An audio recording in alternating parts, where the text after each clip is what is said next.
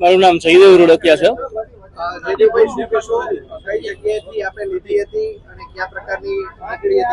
પછી નાણાવટી ચોકમાં આવેલી જે હતું બેકરી છે ત્યાંથી અમે લોકો ગઈકાલે 1 કિલોની એક કેક લાવ્યા હતા સેલિબ્રેશન કરવા માટે, જે અંદરથી એકદમ સાવામાં દરદરી સુકાઈ ગયેલી. લગભગ મારા અંદર જોવામાં આવે તો અંદાજે 1 અઠવાડિયું જૂની તો હશે જ કેક, કારણ કે તો જ કેકનો એવો હાલત હોય ને અંદરથી એકદમ સાવ એકદમ વાસી હોય ને એવી વાસ આવતી હતી, લાઈક સ્પિરિટ જેવી.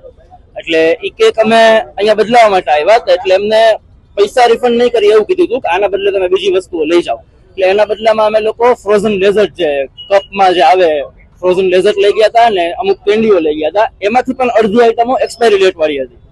કેકમાં કેવું છે કે કેક ઉપર કોઈ એક્સપાયરી ડેટ મેન્શન કરેલી ના હોય, પણ આ બધા જે આઈટમ્સ હતા પેકેજ આઈટમ્સ એના ઉપર એક્સપાયરી ડેટ મેન્શન કરેલી હતી.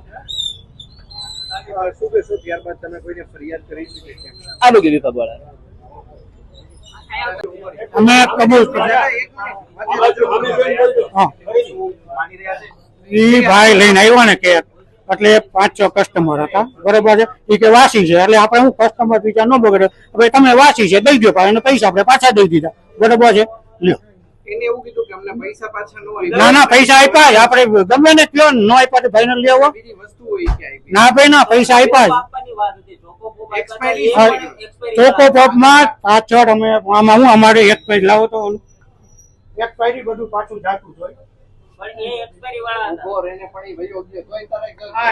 એક્સપાયરી અમારે બધું કંપનીમાં દરરોજ પાછું જાતું હોય. જો હા જો આ છે તમે જોઈ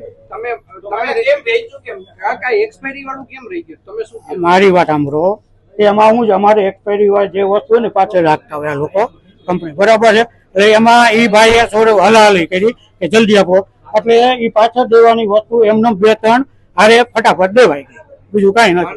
અને આપણે એનો ફોન એનો ફોન આવ્યો, આપણે કીધું તું નાખી દે ભાઈ, બરાબર બીજી લઈ જા અથવા પૈસા પાછા લઈ. માનો છો કે એક્સપાયરી વાળો માલ દેવાઈ ગયો છે તમારાથી? દેવાઈ ગયો એટલે વસ્તુ એવી છે કે પાછળ અમારે પાછળ દરરોજ જાતું જ હોય, સમજી લો. ડેઈલી નું એક્સપાયરી હોય ને, આ જો આ બધું એક્સપાયરી અમારે જો ડેઈલી જાય કંપનીમાં, બરાબર છે. છે આ લખેલું છે જો રાજેશભાઈ દોશી.